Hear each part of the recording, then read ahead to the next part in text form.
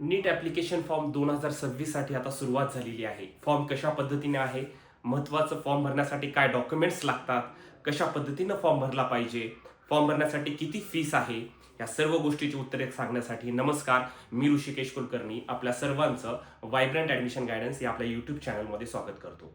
मित्रांनो, व्हायब्रंटमध्ये आपण दरवर्षी विद्यार्थ्यांना नीटचे ॲप्लिकेशन फॉर्म भरण्यापासून ते अगदी त्यांच्या शेवटच्या राऊंडच्या ॲडमिशनपर्यंत सर्व प्रोसेस करून देत असतो. लास्ट इयरची सर्व प्रोसेस कंप्लीट झालेली आहे आणि आता नवीन फॉर्म चालू झालेले आहेत. जे विद्यार्थी यावर्षी नीटचा एक्झाम देणार आहेत अशा सर्व विद्यार्थ्यांसाठी ही नोटीस खूप जास्त महत्त्वाची आहे, कारण की ही सुरुवात आहे, पहिली स्टेप म्हणजे नीटचा ॲप्लिकेशन फॉर्म भरणं.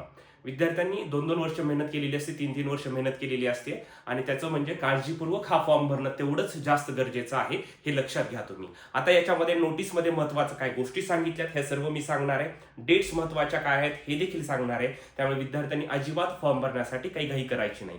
व्हायब्रंटच्या आपल्या सर्व ब्रँचवर लातूर, बीड, बारामती, नांदेड, संभाजीनगर, पुणे, नाशिक या सर्व ब्रांचमध्ये तुम्हाला अगदी फोटो काढून देण्यापासून ते तुमचा नीटचा ॲप्लिकेशन फॉर्म पूर्ण भरून देण्यापर्यंत आम्ही सर्व प्रोसेस करत असतो. त्यामुळे आता लक्ष द्या काळजीपूर्वक. इथे काय सांगितलेली, जस्ट आज नोटीस आलेली 8 फेब्रुवारीला की नीटचा ॲप्लिकेशन फॉर्म सुरू झालेला आहे. मग आता हे ॲप्लिकेशन फॉर्म कोणकोणत्या कोर्सेससाठी असतो, तर ऑब्व्हियसली मेडिकल म्हणजे MBBS साठी आहे, डेंटल BDS साठी आहे, त्यानंतर BVSC वेटरनरीसाठी हा फॉर्म असतो, त्यानंतर बाकीच्या सर्व कोर्सेससाठी तर सांगितलेलं आहे. तुम्ही बघू शकता BAMS आहे, BUMS आहे, BSCMS आहे, BHMS आहे, होमिओपॅथी, अशा सर्व कोर्सेससाठी ज्यांना through out all over India admission घ्यायचं आहे अशा विद्यार्थ्यांना नीट ही एक्झाम देणं अनिवार्य असतं. मग आता याच्यामध्ये काय सांगितलं अजून महत्त्वाचं, ही एक्झाम काय आहे तर ही एकूण 13 लँग्वेजमध्ये कंडक्ट होत आहे. म्हणजे वेगवेगळ्या लँग्वेज दिलेल्या आहेत. या लँग्वेजमध्ये आपल्याला फॉर्म भरताना मीडियम ऑफ क्वेश्चन पेपर हा तुम्हाला वेगवेगळ्या लँग्वेज तिथे दिसतात.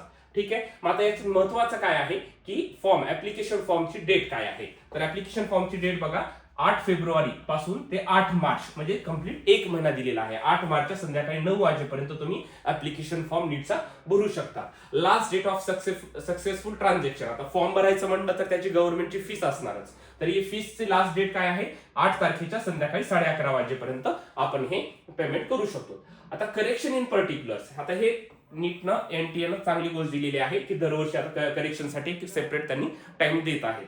ह्याच्यासाठी काय सांगितलेलं आहे 10, 11, 12 असे 3 दिवस त्यांनी करेक्शनसाठी दिलेले आहेत मार्च. ठीक आहे.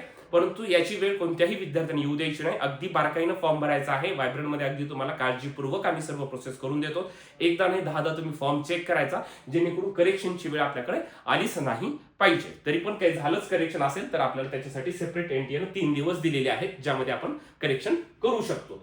आता हे झालं याच्याबद्दलचं. आता महत्वाचं दुसरं काय आहे सर, फीस काय असू शकणार आहे फॉर्मसाठी, तर इथे बघा इथं दिलेलं आहे प्रत्येक विद्यार्थ्याला फॉर्म भरणाऱ्या प्रत्येक विद्यार्थ्याला ही फी भरावीच लागते. आता जनरल कॅटेगरी म्हणजे ज्याचं ओपन कॅटेगरी आहे अशा विद्यार्थ्यांना 1700 रुपये फी भरायची. ऑनलाईन पेमेंट 1700, म्हणजे फॉर्म भरला की सर्वात शेवटी तुम्हाला हे पेमेंट करावंच लागतं. पेमेंट झाल्यानंतर प्रिंटआउट मिळते आणि तेव्हाच तुमचा फॉर्म कंप्लीट झाला असं समजायचं. ठीक आहे. त्याच्यामुळे पेमेंट सर्वांना कंपल्सरी आहे. ज्या विद्यार्थ्याची कॅटेगरी EWS किंवा OBC आहे. आता OBC म्हणजे काय, तर साधारणतः काही विद्यार्थी आता स्टेटमध्ये जर आपण महाराष्ट्राचा विचार केला तर स्टेटमध्ये अनेक कॅटेगरी आहेत, जसं NT1 आहे, NT2 आहे, SBC आहे, वेगवेगळ्या कॅटेगरी आहेत. तर हे विद्यार्थी VJ कॅटेगरी आहे, हे विद्यार्थी सेंटरला कुठल्या कॅटेगरीमध्ये येतात तर ते OBC NCL मध्ये येतात. ठीक आहे. Other backward class OBC NCL मध्ये येतात. तर अशा विद्यार्थ्यांना नीटचा फॉर्म हा ऑल इंडिया लेवलचा फॉर्म आहे, त्याच्यामुळे तुम्हाला OBC तिथे कॅटेगरी करावी लागते आणि त्या विद्यार्थ्यांना 1600 रुपये फी आहे. ज्या विद्यार्थ्यांचं EWS आहे अशा विद्यार्थ्यांना 1600 रुपये भरायचे आहे. काही कन्फ्युजन आहेत मराठा कॅटेगरीच्या विद्यार्थ्यांना, ते सेंट्रलला EWS मध्ये येतात, त्यांचं सेंट्रल EWS सर्टिफिकेट निघतं, त्यामुळे त्यांनी EWS मध्ये फॉर्म भरला तरी चालेल. अशा सर्व विद्यार्थ्यांना 1600 रुपये फीस आहे. आता जे विद्यार्थी SC, ST, PWD आणि थर्ड जेंडर या कॅटेगरी प्रवर्गामध्ये येतात अशा सर्व विद्यार्थ्यांना 1000 रुपये फी भरायची. ठीक आहे. 3 फीस आहे, 1700 फक्त जनरल कॅटेगरी, बाकी EWS OBC मध्ये 1600 आणि बाकी सर्व SC, ST आणि थर्ड जेंडर यांच्यासाठी 1000 रुपये फीस आहे. अदर दॅन इंडियन असेल येणारे असतील तर त्यांच्यासाठी ते 9500 आहे. ठीक आहे. अशा पद्धतीने आहे. मग आता दुसरं काय आहे याच्यानंतरचं पुढे काय, एक्झाम सिटी केव्हा कळेल तुम्हाला, नीटचे सगळे फॉर्म संपल्यानंतर पुढे ते गोष्टी कळणार. त्याच्यानंतर ऍडमिट कार्ड केव्हा येतील तर ते साधारणतः नीट एक्झाम केव्हा आहे बघा महत्वाचं, डेट ऑफ एक्झामिनेशन यावेळेस 3 मे आहे. साधारणतः याच्या 4 दिवस किंवा 5 दिवसापूर्वी ऍडमिट कार्ड येत असतं. ठीक आहे. त्यामुळे 3 मे ही एक्झाम आहे.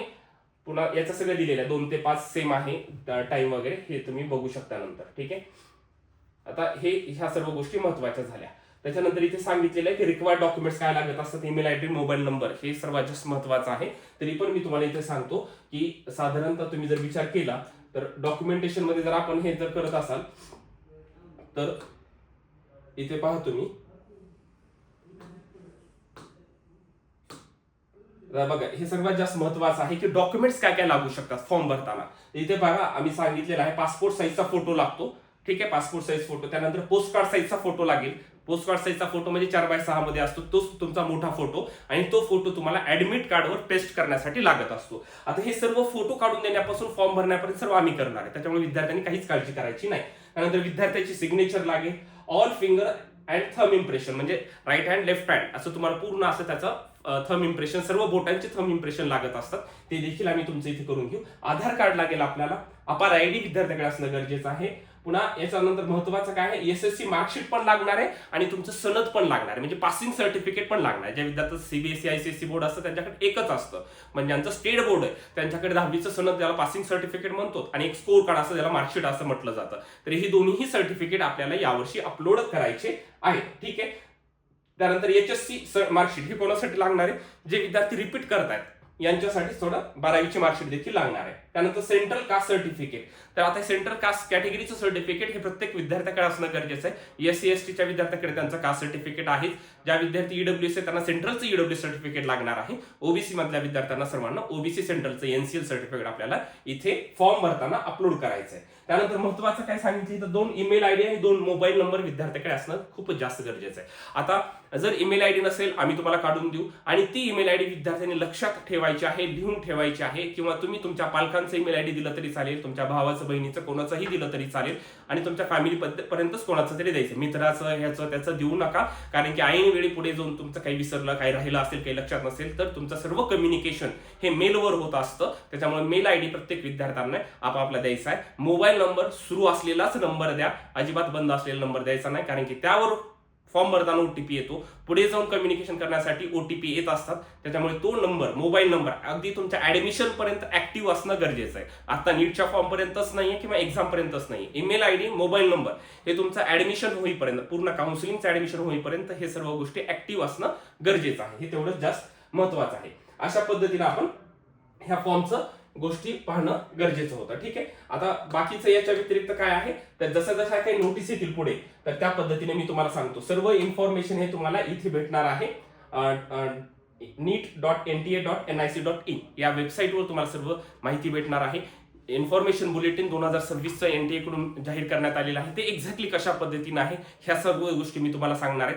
फॉर्म भरायला कोणच घाई करू नका. फॉर्म कशा पद्धतीने भरायचा त्याचा live demo step by step पद्धतीने मी तुम्हाला सांगणार आहे. सर्व गोष्टी या युट्यूब चॅनलच्या माध्यमातून मी तुमच्यासमोर घेऊन येणार आहे. त्यामुळे ज्या विद्यार्थ्यांनी आपल्या या युट्यूब चॅनलला सबस्क्राईब केलं नसेल त्यांनी जास्तीत जास्त लवकरात लवकर सबस्क्राईब करायचं आहे. आणि महत्वाचं म्हणजे काय तर व्हायब्रंटमध्ये सर्व ब्रांचला, लातूर, बीड, बारामती, नांदेड, पुणे, संभाजीनगर आणि नाशिक या सर्व ब्रांचेसमध्ये आम्ही तुम्हाला फॉर्म भरून देण्यापासून तुमचे फोटो, या लागण्यासाठीचे फोटो, हे फोटो काढून देणे, फॉर्म भरून देणे, ह्या सर्व गोष्टी पूर्ण इन हाऊस एकाच ह्याच्यामध्ये आम्ही तुमच्या करून देणार आहेत. त्यामुळे विद्यार्थ्यांनी लवकरात लवकर फॉर्म भरण्यासाठी आता यायचं आहे. Thank you so much.